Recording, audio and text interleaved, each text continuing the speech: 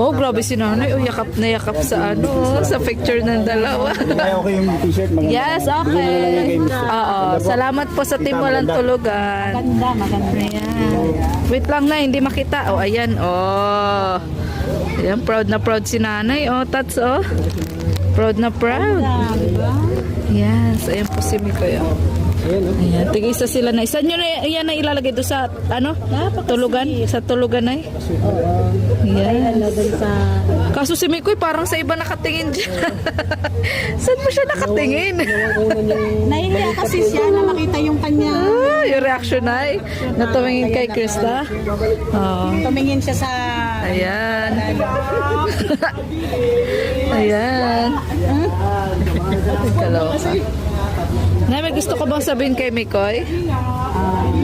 Masasabi ko lang kay Mikoy. Maraming